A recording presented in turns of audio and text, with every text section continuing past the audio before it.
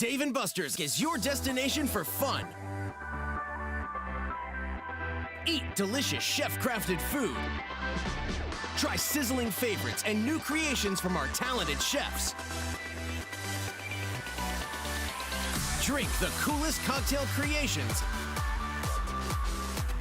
Play the hottest new games to win awesome prizes. And watch all the games in the best sports bar ever. Only at Dave & Buster's.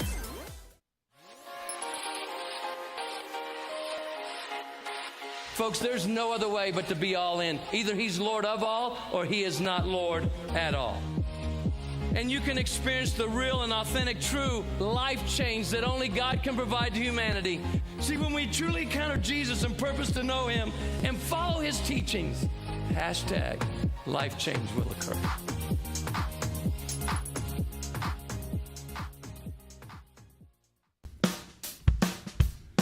Well, I'm going to the frontier, walking to the cashier, order up a root beer and a number one. Cover it with green stuff, one scoop is not enough. Find a booth is real tough, back by the Duke.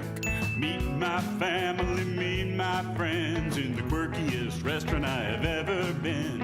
All of Albuquerque's favorite spot, it's the Frontier Restaurant. The Frontier Restaurant is a proud supporter of Proview Sports Network. Don't sacrifice quality of flavor when you're in a hurry. Golden Pride offers ribs, fried chicken, green and red chili, breakfast burritos, and Frontier Cinnabons. 4 great locations, or visit us online at goldenpride@abq.com. Golden Pride Barbecue Chicken and Ribs, proud supporter of Proview Sports Network.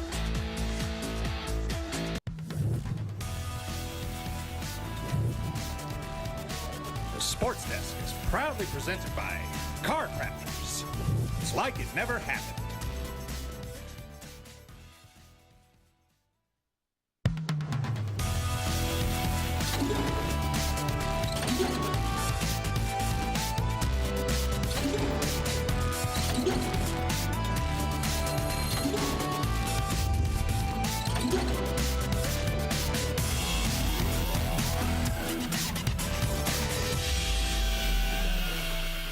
And welcome everybody here to the Sports Desk. I'm Scott Colletti, joined by Ed Nunez, Alden Iowani, our director here today. We've got you covered as we're going to talk playoffs coming up. We're talking a lot of stuff. High school football, final week of the regular season in the upper divisions. Playoffs starting this week in some of the lower divisions. So we'll talk about that as well. We bring in Ed Nunez and Ed last week. We'll round off the schedule here momentarily, but your thoughts just on what's going on. Hard to believe that it's week 11. Well, you know what? I had the chance to cover West Mason Valley on Friday night, and West Mesa fighting for a playoff berth for the first time in 7 years, and I thought that was going to be a more competitive game. But you know what? The Mustangs, former Highland head coach Gary Sanchez and I had that game. They're better than we think. Now, you and I have talked about that. They struggled against the Volcano Vistas and the Rio Ranchos and the Clevelands. Got a good quarterback in Gabriel Ramirez, good running back in Mark Garcia, Cameron Schreier, some good defensive players. Their offensive line is pretty good as well. So, Ron McMath's on the verge of a playoff berth here, and Gary Sanchez was speculating on who they might play in the first round. I don't think Coach McMath cares, because once you get there, you don't know what could happen. And right. I was impressed by them. Like I said, I thought Valley and West Mesa usually bang some heads at the end of the year, and it's competitive. And Valley's got some playmakers too, but the defensive front for the Mustangs shut down the Viking running game, and the Vikings were just a little tad off on the passing game that they had. So I'm impressed by the Mustangs. Now, are they a power along with Cleveland, Rio Rancho, Manzano? No, they're not. But if you get in the playoffs, like Coach Sanchez says, you never know. You never know what can happen. So at least from my perspective, that's what I saw Friday night.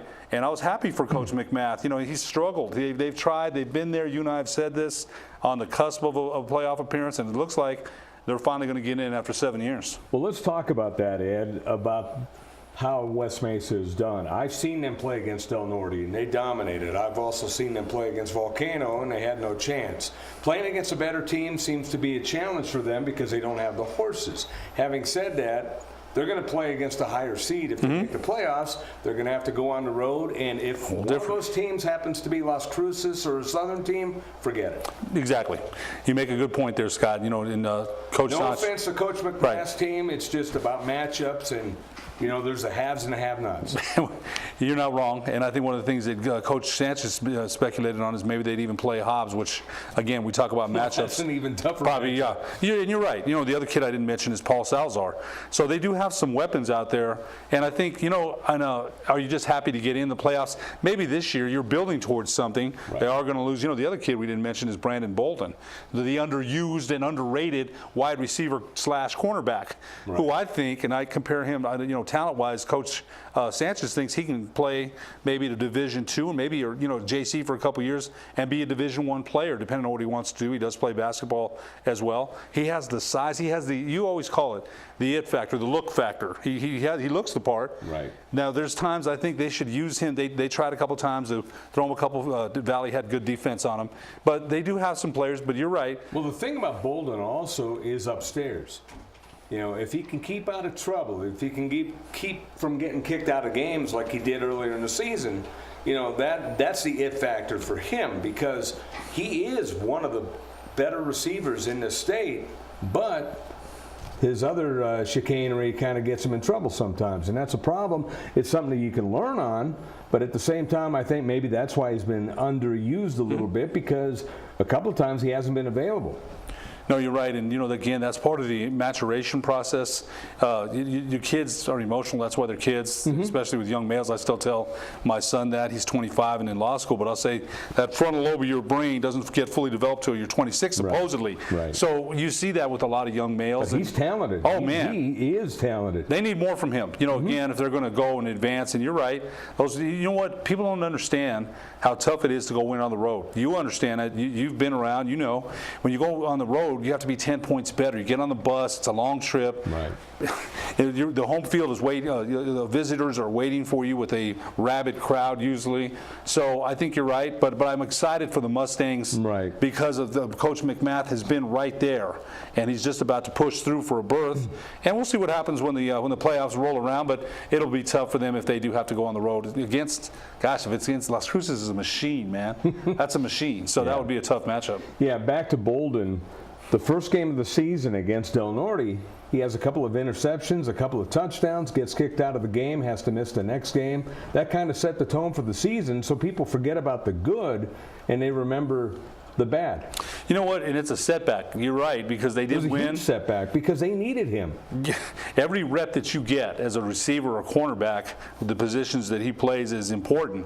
And we go, man, nothing would make me more mad. I remember one time for Hyden, I played a game as a sophomore on the varsity, and I had to sit out the next JV game. I'll never forget it. I was in street clothes. I was so mad. I hate sitting out. I hated sitting out for 1 minute, and it wasn't anything that I did. I just, wasn't hurt. So, if you have to sit, I think that's always. I always ask kids that. If when they tell me they're going to quit a team, I said, okay, can you go to the game and not feel pain? If you can do that, you're okay.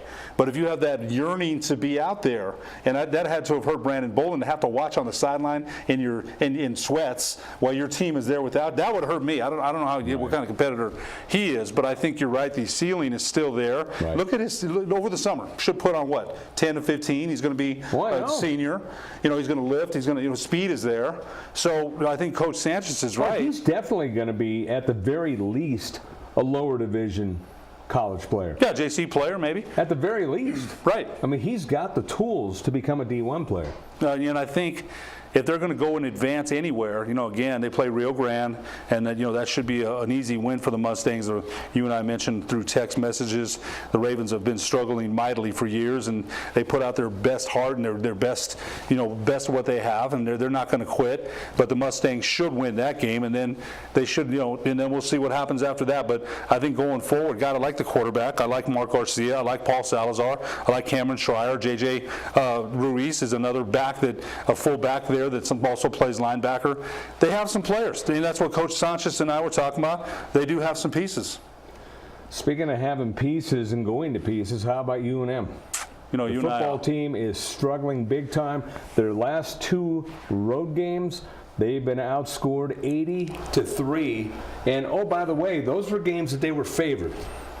You know what? When I saw the score of my son, because I was at an affair, and I texted my son, he said 42-0.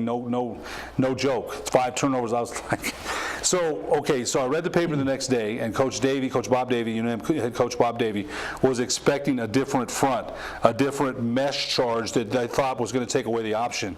So he came out throwing, and he said afterward, we'll never do that again. You saw what happened. You've said this for weeks. You've said this for months. They're not a throwing team. They throw 4 interceptions, and they're put in a hole that they can't get. They're not a come-from-behind team. They're not going to sling it around the parking lot 60 times and throw for 500 yards and 6 touchdowns. They're never going to do that. That's not their identity. You've been saying that for a long time. Right. So, Coach Davie, you know, and they didn't come out in that look. But here's the thing. For all you Lobo people that are, you know, get rid of or get, you know, this guy here, coached at Notre Dame. Right. Now, when people say that, you know, there might be a day that Coach Davie moves on of his own accord. I don't know.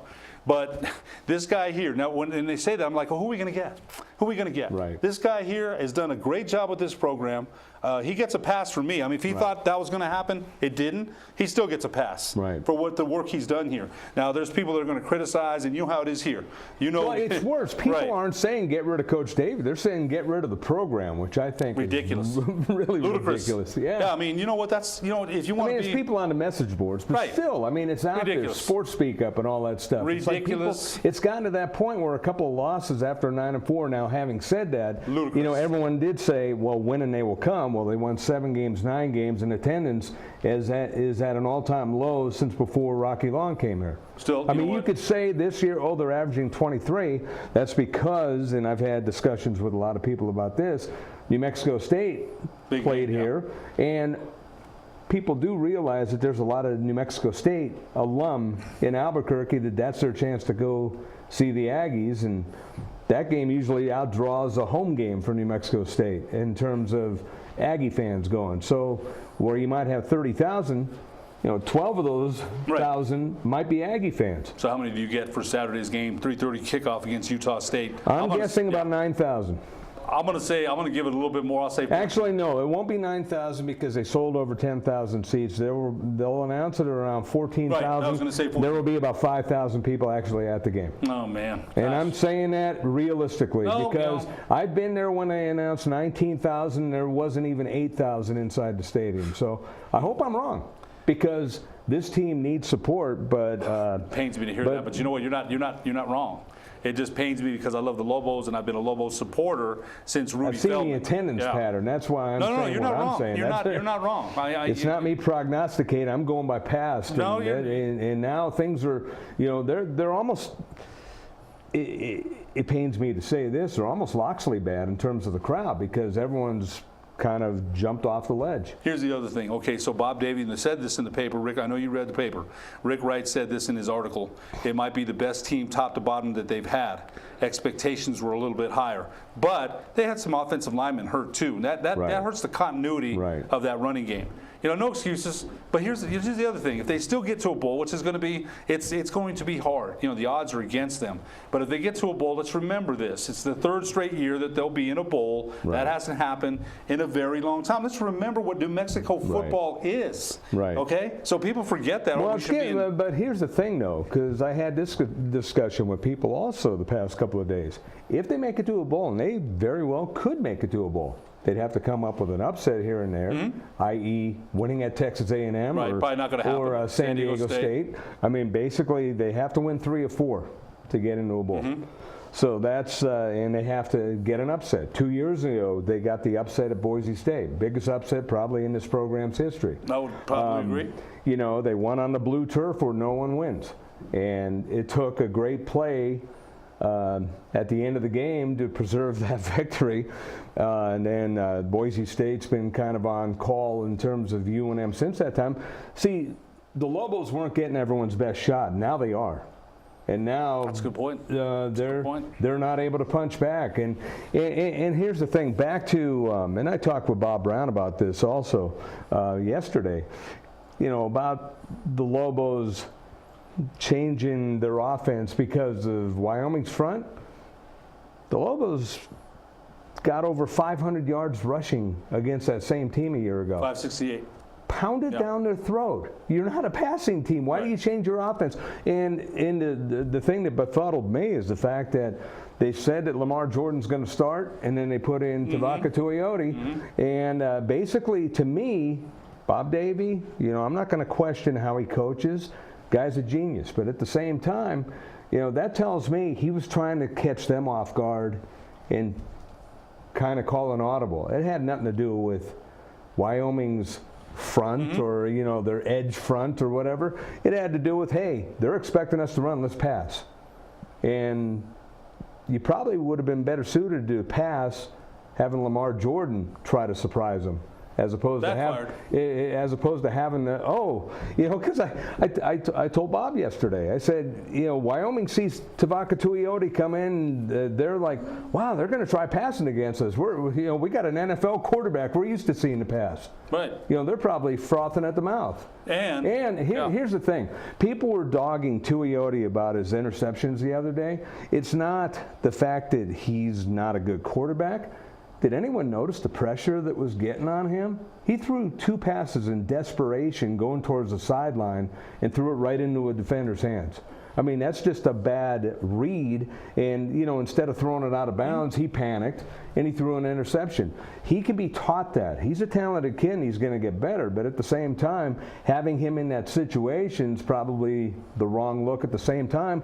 And the biggest question, everyone talks about the best game, and it was against a horrible team, but they did get a win at Tulsa. Colton Gerhart, he saw action. He made 2 runs against Wyoming late in the game. People didn't even know he was in the game. And here's a guy that people are saying, he's the dual quarterback, give him a chance. And that's where I'm at right now. Because Lamar Jordan, as good as he is, his head isn't there right now and mine wouldn't be either probably if I would have gotten hit like he did in Tulsa. No, you're right. You're right, Scott. We talked about that, and maybe going forward they'll find some more series for Colton Gerhart to get. But it's going to be a tough road to hoe for them, but they're home this week, and they need your support playing against Utah State on Saturday afternoon. We'll take a quick break and come back with more, but first, the Dream Style Top 10 Plays of the Week on the Sports Desk.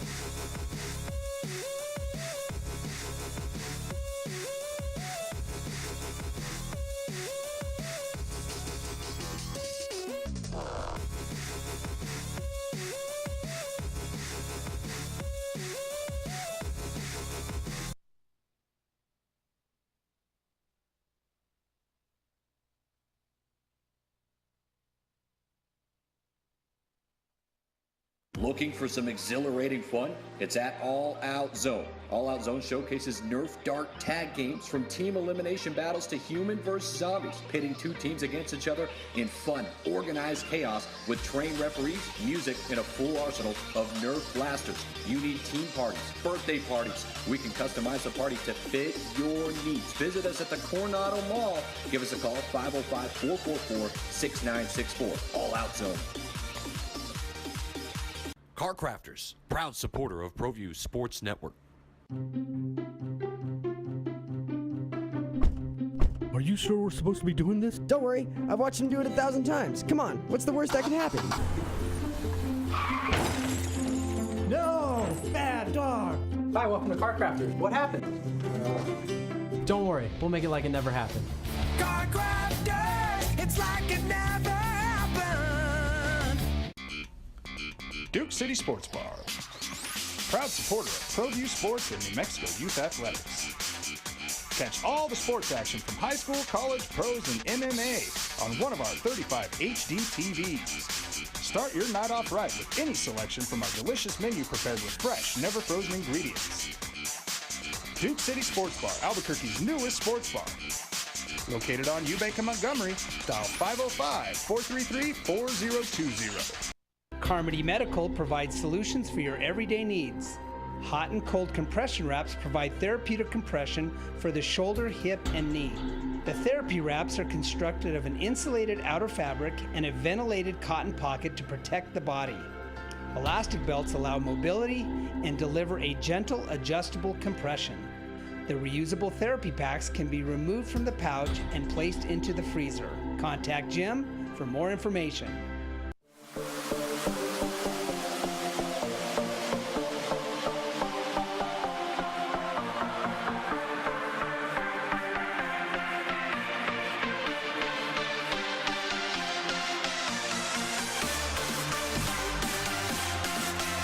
VR Junkies is a virtual reality arcade. We specialize in all things VR, from the simple phone-based headsets to cutting-edge full-body motion systems. Check us out at the Coronado Mall. VR Junkies.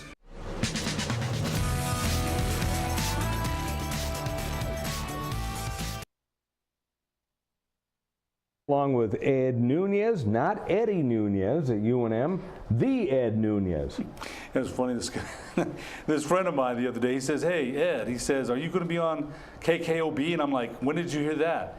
And then I said, look, it's probably Eddie Nunez, not Ed Nunez. It's funny. So, you get a little bit of that, but I got a chance to meet him at the preseason basketball banquet. Steve saw Eddie Nunez, Steve Davis saw him, and brought me and Eddie together. Nice guy. Well, I hope to have a chance to chat with him more. And one of the things we mentioned on break, what's his approach to football? Again, they don't have the money that they do here that they had in the SEC where he came from, but they don't have anything like that. But what's his approach? Is his plans different to promote, to advertise? Now, Paul Krebs, to his credit, I'm not a Paul Krebs fan. I'm not. But he tried different things. He brought in Loxley. He gave him credit. Now I thought that was a mistake when he brought in Coach Loxley. We looked at it, afterward. And Rocky Long, I still thought had some games here and some seasons left.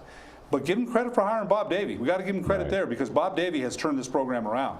Yeah. So I'm kind of wondering after the season, right now the smoke's all around the program and people are upset. But let's see what Eddie Nunez has in mind as far as his approach. Now, again, they don't have the money, the budget that an LSU does. But they've hired Mr. Nunez to have new ideas and see what I'm kind of anxious to see what he thinks. I really am. Let's take a look now at last week's schedule and results in the high school front as we had some pretty good games last week. And you look at Atrisco over Rio Grande, Rio Rancho, big win over Cibola, La Cueva. How about that win over El Dorado? That's always a head-knocking battle there. La Cueva founded in 1986. So when, they took a lot of students away from El Dorado, took some from Del Norte. So when El Dorado and La Cueva get together, man, one of the things that I saw in the Journal this weekend, James Yoda said that he thought El Dorado quarterback Gabe Smith was his favorite dual threat in the city. When he said that, I'm like, I had to read it twice. Not that Gabe Smith is not a good quarterback. You have a lot of good quarterbacks around the city. That should tell you how highly he thinks of the junior from El Dorado. So anyway, good game there, and Gabe Smith did throw a tough pick against but that La Cueva defense is one of the best in the city. Las Cruces continues to roll. Artesia, a big win. How about Berlin shutting out your boys from St. Pius? Man, they did shut them out. And Diego Pavia actually the Sartans had a 4th and 1 at the Berlin 15. They didn't make it, and the floodgates opened. That was it.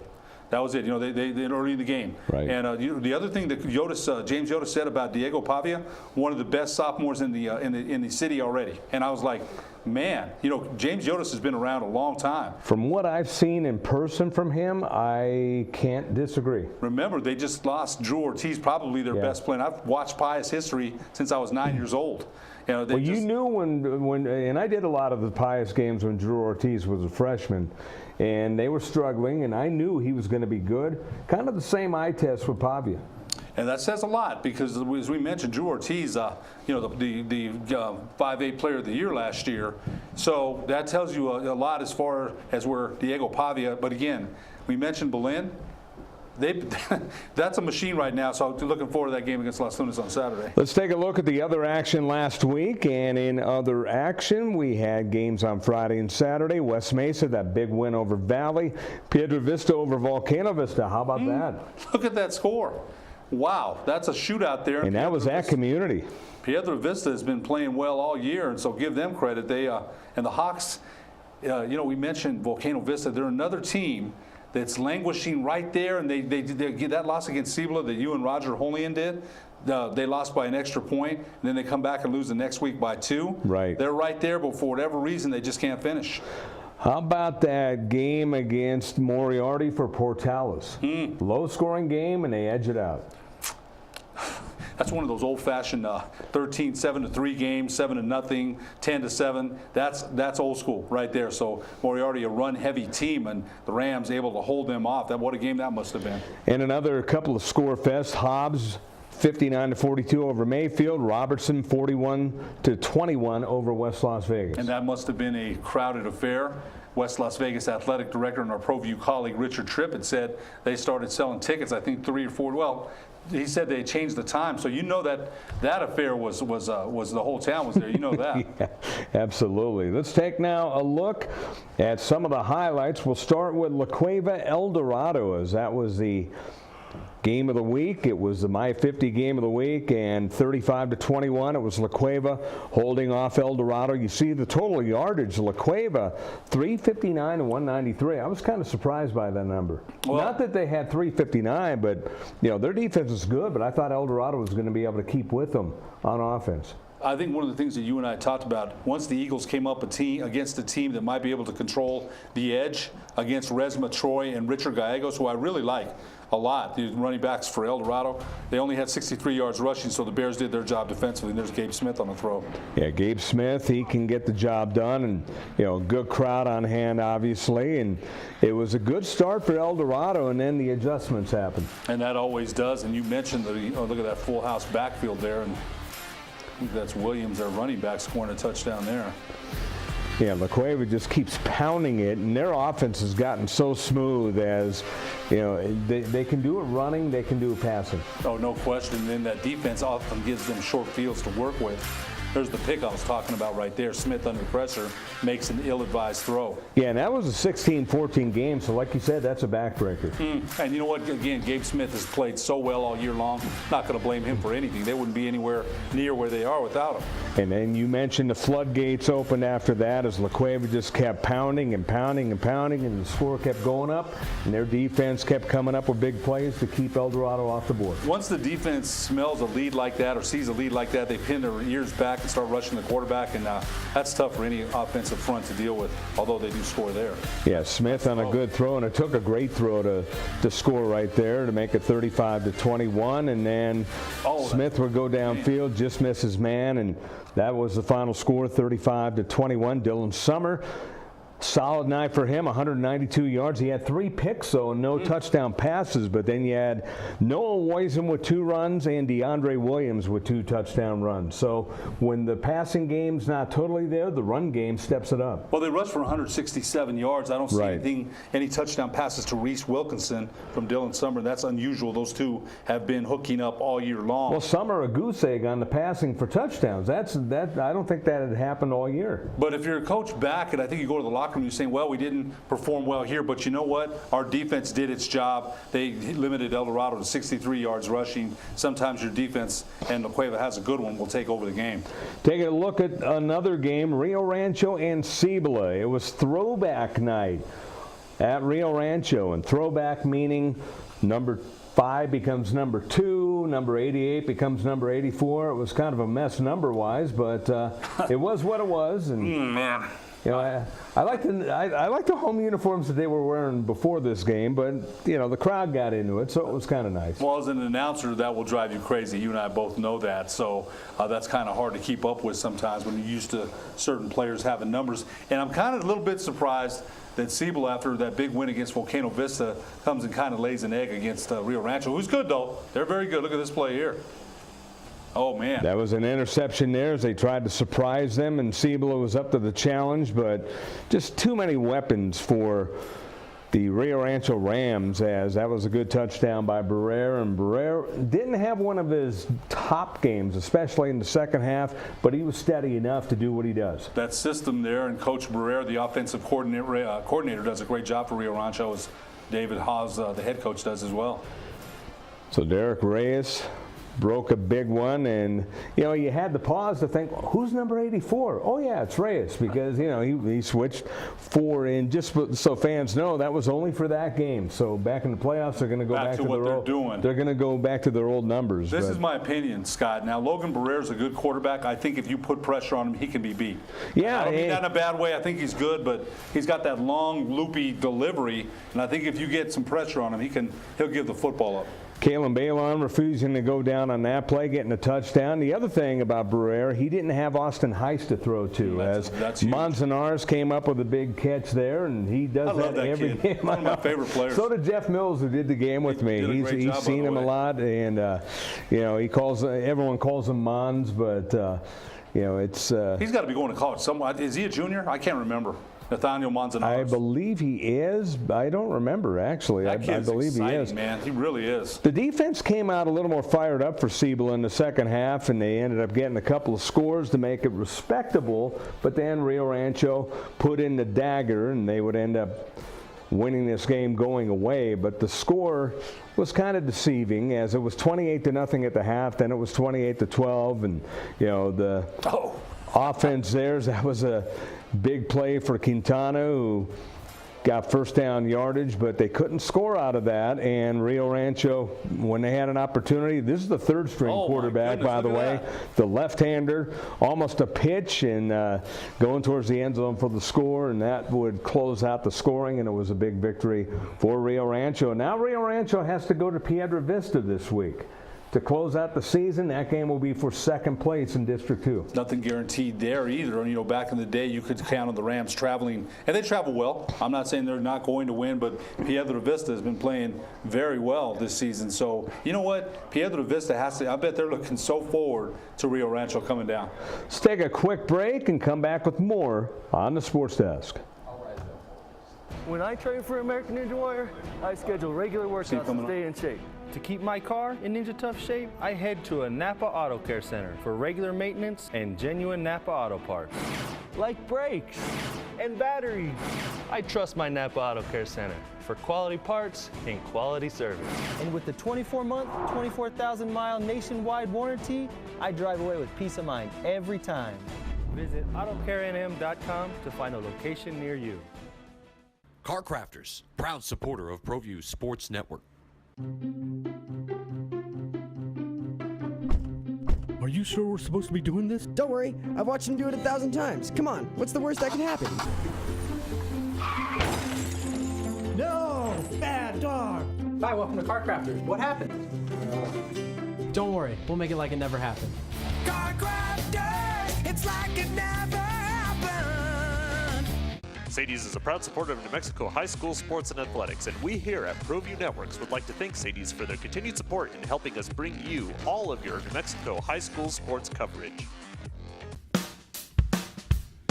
Well, I'm going to the frontier, walking to the cashier, order up a root beer and a number one. Cover it with green stuff, one scoop is not enough. Find a booth is real tough, back by the Duke.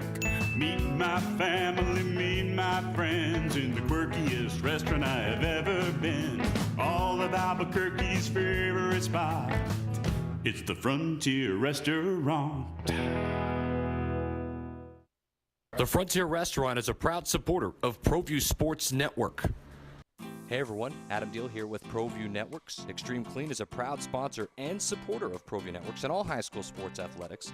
Owner Mike McLean and Extreme Clean specialize in carpet cleaning for apartment, realty, business, and residential clients. With over 20 years experience, attention to detail and quality customer service matters. For more information, give them a call, 505-221-6440, Extreme Clean. Don't sacrifice quality of flavor when you're in a hurry. Golden Pride offers ribs, fried chicken, green and red chili breakfast burritos, and Frontier Cinnabons. 4 great locations, or visit us online at goldenpride@abq.com. Golden Pride Barbecue Chicken and Ribs, proud supporter of Proview Sports Network. Dave & Buster's is your destination for fun. Eat delicious chef-crafted food.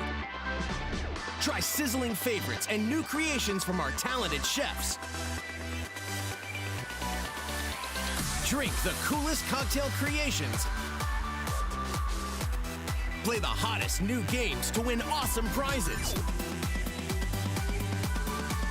And watch all the games in the best sports bar ever. Only at Dave & Buster's.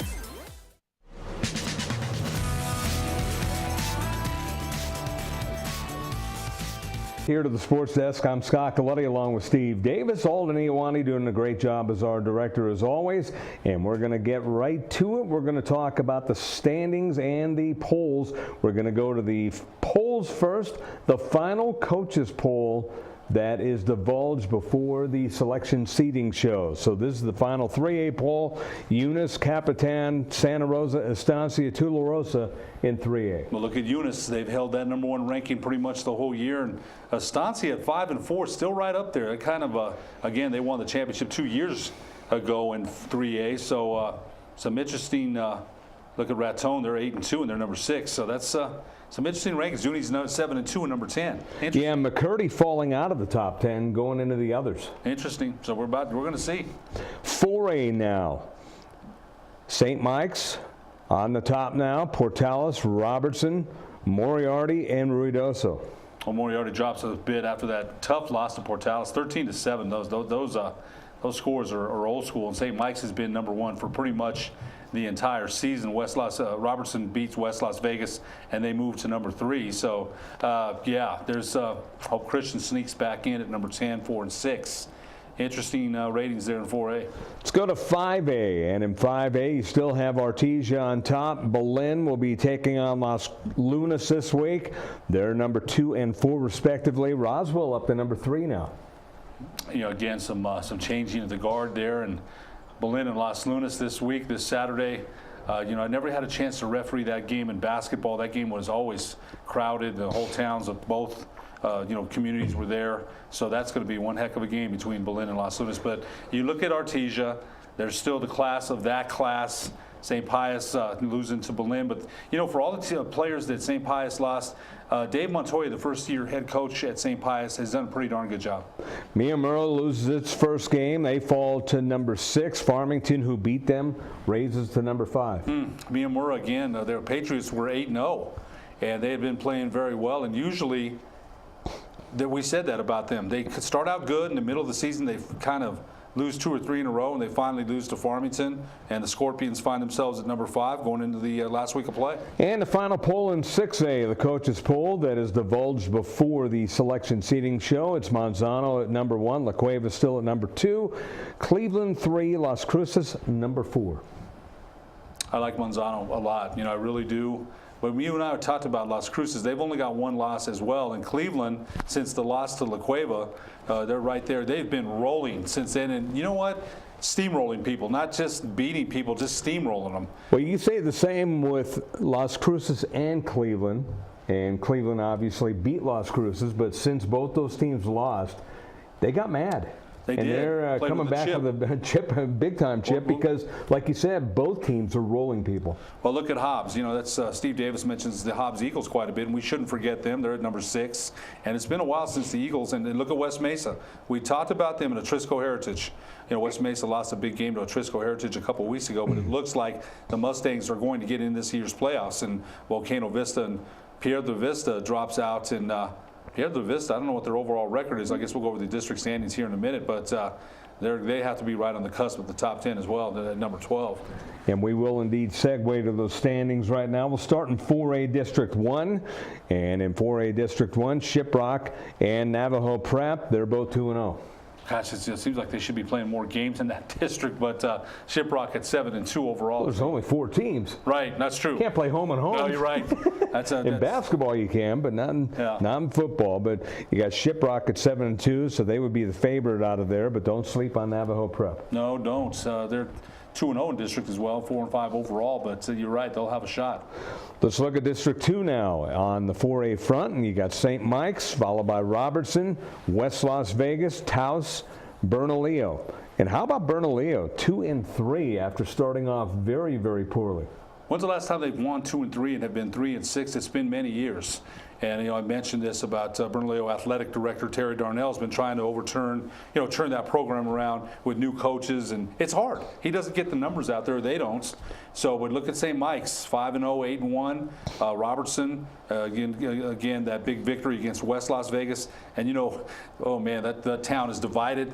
You know it is. That's a game that you lose and you see people in town, you're like, oh, man. You see a Don or you see a Cardinal and you're like, oh, man, how do we lose that game? That sting takes a little while to go away. District 3 in 4A looks like this. Hatch Valley at 3-0. You got Silver and Socorro 2-1. Again, Hatch Valley 5-4 and 3-0. They've 3 perfect in district. I thought Socorro might make a run. They're only 1 game behind, so some interesting games being played there in 4A. And the final 4 poll, 4A District 4 has Portales 3-0. They're 8-1 overall. Moriarty 2-1 and 7-2.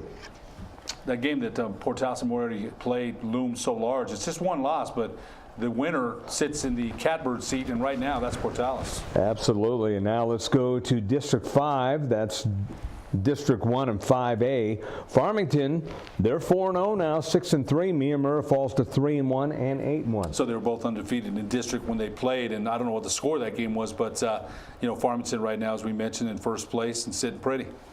That was, I believe, the close game. So it was a good one. And Aztec 3-1 in District 4 and 5 overall. Let's go to 5A District 2.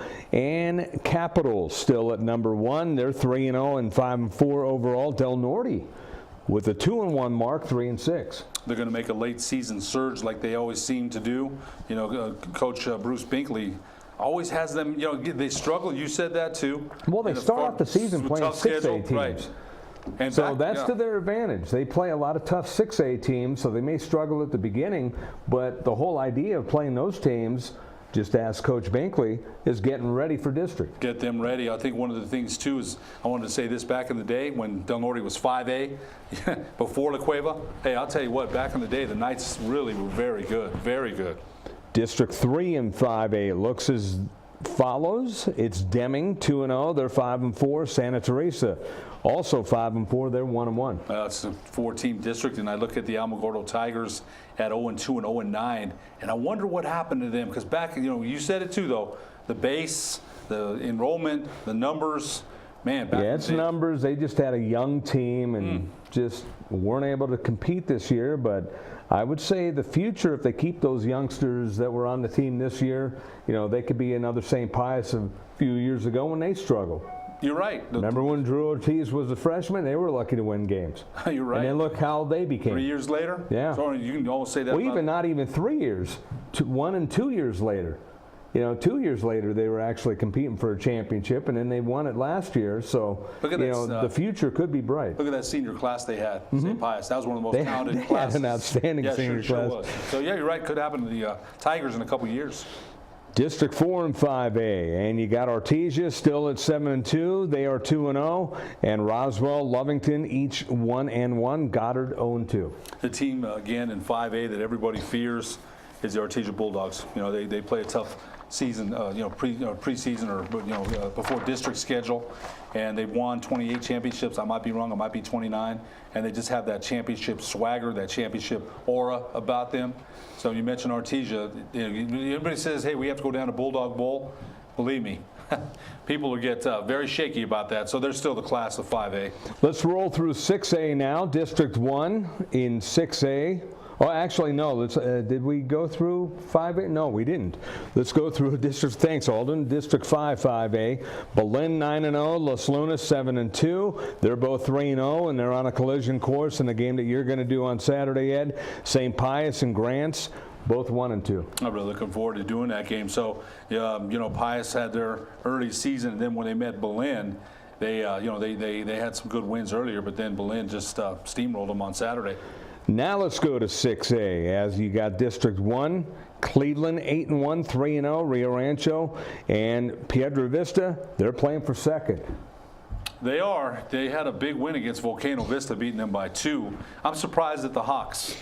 I'm surprised, but again, they had some games that they were in. That Cibola game was a game that they probably should have won. They missed a couple of extra points, but I'm not going to take anything away from Cibola and head coach Rod Williams, who, by the way, they think they're going to be very good next year. Yeah, they got a young team. They've got a lot of juniors and sophomores. So Piedra Vista, though, they've played well all year long. So they have a test on Saturday, so we'll see what happens. District 2 and 6A looks as follows. As you look at District 2, it is Manzano, still undefeated. La Cueva 2-1, El Dorado 2-2, Clovis 1-2, and Clovis, a dangerous team at 5-4. But we'll see what they have against La Cueva, and we'll see what La Cueva's defense has against Mr. Milton. Their defense has traveled well. This game here, it's in Albuquerque, right? The game's in Albuquerque because you're doing that game. Yeah, it's at Wilson Stadium. So, again, Cal Fullerton in his first year as the Clovis head coach has had a very tough schedule, very tough. They've done well. Coach Roanhouse was there for 35, 40 years, and I think Cal Fullerton in his first year has done pretty well as the Clovis coach. Let's go now to District 3, and this has been a fun one, although Las Cruces continues to be undefeated at 5-0, and you look at that 8-1 mark, their only loss at Cleveland. When I think of Las Cruces and I think about the way they're coached and the way they play, and especially their offensive line, I remember having a game last year, the way they communicate on audibles and the size and just the way they execute. That is an excellent team. So they're as good a bet as anybody to maybe come out of 6A and look at Hobbs, though, right on there. And Hobbs hasn't played well in that district for years. Mayfield had injury. Look at Mayfield. The numbers, the injuries, they're 2-7. So they've really struggled. Oñate at 2-7 with the new coach and a new offensive system. Centennial we expected a little bit more from. They just didn't deliver this year, but they had some good games as well. Let's go now to District 4, and in District 4, you have Atrisco 4-0, West Mesa at 3-1. Valley played Atrisco to overtime a couple weeks ago. And I think after that, the Vikings left everything on the field there, and they haven't been able to find that same effort. I don't know what it is. Sometimes you lose a game like that, and your fortunes go south, and that's what seems to have happened to Judge Chavez and his charges, man. Because they're a good team, they've got talent. But after that, they lost. They were so close too. That was their game, their chance to really step up, and it just didn't happen. And if you look there, we've mentioned West Mesa at 3-1 and 6-3. Coach McMath has to be pretty happy. Let's take a break. We'll come back with one more segment on the Sports Desk.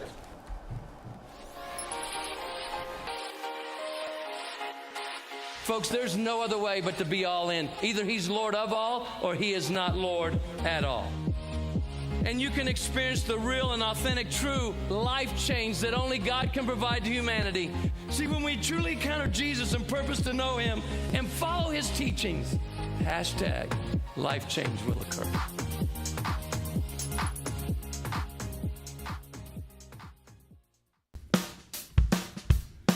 Well, I'm going to the frontier, walk up to the cashier, order up a root beer and a number one. Cover it with green stuff, one scoop is not enough. Find a booth is real tough, back by the Duke.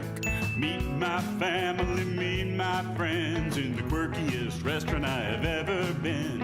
All of Albuquerque's favorite spot, it's the Frontier Restaurant. The Frontier Restaurant is a proud supporter of Proview Sports Network. Don't sacrifice quality of flavor when you're in a hurry. Golden Pride offers ribs, fried chicken, green and red chili breakfast burritos, and Frontier Cinnabons. 4 great locations, or visit us online at goldenpride@abq.com. Golden Pride Barbecue Chicken and Ribs, proud supporter of Proview Sports Network. Hoops NM Basketball Center is coming soon.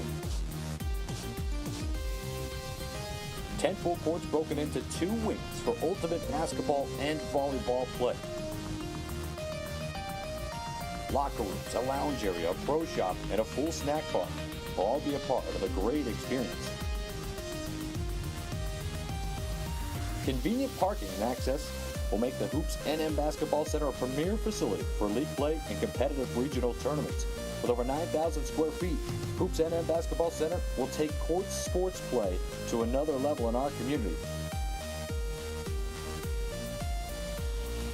Courts are regulation high school size with wood floors and seating for approximately 350 per court. Major sponsors and supporters are being assembled now. If you're interested, contact Dan Serrano at 505-249-7994. Send him an email, hoopsnm@aol.com. That's hoopsnm@aol.com. Hoops NM Basketball Center, a premier sports facility serving our community.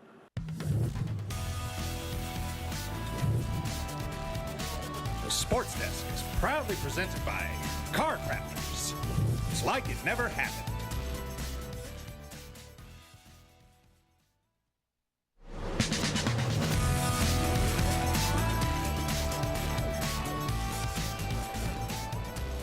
And we are back here on the Sports Desk. Scott Galletti along with Ed Nunez. We bring in Steve Davis. And Steve, final week of the football season, selection seeding show this coming weekend, and soccer championships over the weekend. They got the quarterfinals, the semis, and the championships Thursday, Friday, Saturday. And forget about cross country Saturday morning in Rio Rancho. And that's always a big event. Don't forget about the selection seeding show, 11 o'clock on Saturday night. Yep. It's going to be live here on Proview Networks and Comcast Channel 26, and it's going to be something to see.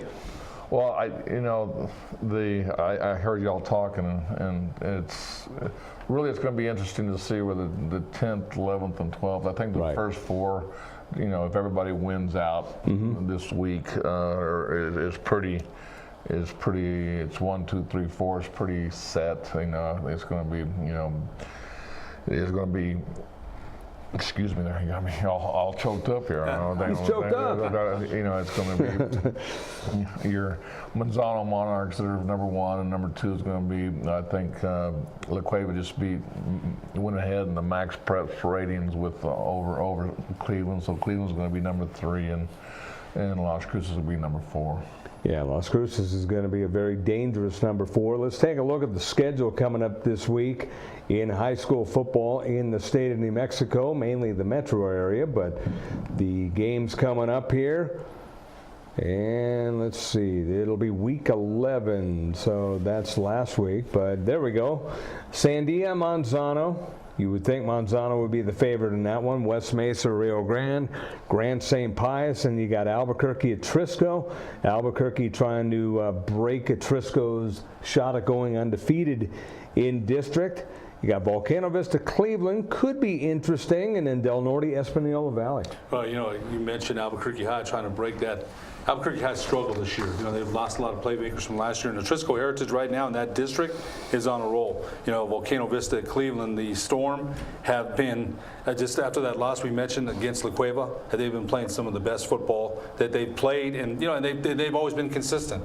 So that's going to be very tough for the Hawks to win that game. Well, and I agree with you 100%, Ed. I mean, Cleveland's on a roll, but tell you what, Volcano Vista's a little bit, this is their last game. A little chip on their shoulder. They had a little chip on their shoulder. They lost a tough game against Dillon. We're going to see what that program's all about, because they're actually playing for a little bit of pride, a little spoiler role. So I know Coach Ryan, and Cleveland thinks and that's a rivalry game. That game always comes down to no matter what the records are. So, but I tell you what, Cleveland is playing great. But watch out for Volcano Vista.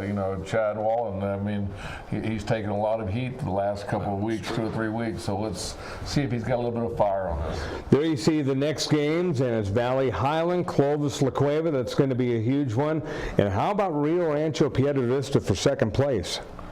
Who would ever thought that? So I mean, you would think that Piedra Vista would be, probably in the cellar in that division. But what a great job he's done, and he's going to make the playoffs. So it's going to be interesting to see. And your thoughts on Belen Las Lunas? Oh, that's going to be. Hey, my thoughts on Belen Las Lunas, Ed. Make sure you go to the Buffalo Wild Wings and eat afterwards and introduce yourself, because there's going to be packed. People, they're going to actually open the gates 2 hours before season. So get there. People need to get there early, because this is going to be the game of the week. Yeah, it's going to be fun. Soccer championships coming up, Steve, and there's still quarterfinals and semis to be played before that. But your thoughts just on the big weekend that will culminate on Saturday at the Bernalillo Soccer Complex. Well, I think I'll just relate to that. It's great facilities, but people better get there early. Parking is going to be tough, and be able to, don't expect they're going to be playing on different fields. So there's going to be. So just make sure that you get there at the game. Be there an hour early, because. And to get the seat that you want. And the weather's supposed to be a lot better than it was last year. When they still had it. I mean, there was hail during one of the lightning storms last year that had people scampering around. But the good news was they still had great, excited crowds last year, and I'm expecting the same this year. Well, they always do, and I mean it's exciting for the sport of soccer, and did look at the weather. It's going to be 73 to 76 degrees, a little bit of wind, and a little bit. There could be a little bit of rain, but I'm just saying 30%. Predicted what I saw yesterday, and that changes on a daily. But for most of all, it's supposed to be great weather. Alden, bring the rain jacket. That's all I can say. So, but your thoughts as we wind down the show, Ed? I can't believe we're almost in the. We said this in August. The seating selection would be here before we knew it, and here it is. So I still can't believe how fast the season went, and there's still some exciting games to be played this weekend. It's been a ball. I'm gonna put one more thing in there real quick. Guess what? 2 weeks basketball starts right before Thanksgiving. No, you're right about that. And one thing that I wanted to ask you about, well, two things: Hobbs and Las Cruces. Well, the South, they have a statement. I think Hobbs is a team that is. They've gotten better under the radar, and they keep moving up on the things. But Las Cruces is a team.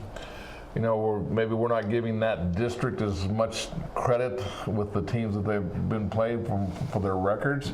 So it's going to be really neat to see what they do in the next 2 weeks. I definitely agree with that. Las Cruces, I think you said that at 4 is dangerous, very dangerous. So we'll have to see where the seating and it comes into play on Sunday. But Las Cruces, when you mention them, I mean, I think I like Manzano, but we'll have to see where it all ends up. So it's going to be a big run to the finish line in football. It's going to be a lot of fun for the soccer playoffs. Volleyball playoffs are coming up here right around the bend as well. And like Steve Davis mentioned, it's going to be basketball season here. So a lot of things going on. Can you believe that? No, I can't. Oh, man. So what's great about the basketball season is I mean, the first couple games, it's girls and boys. Right. So it's those double hitters. Double hitters. So basically, the first week, we're going to get a lot of basketball in of all the teams, and not to break the thunder of soccer, volleyball, and football. But guess what? It's basketball time. Our thanks to Alden Ioane, our director. For Steve Davis and Ed Nunez, I'm Scott Colletti. We'll see you next week on the Sports Desk.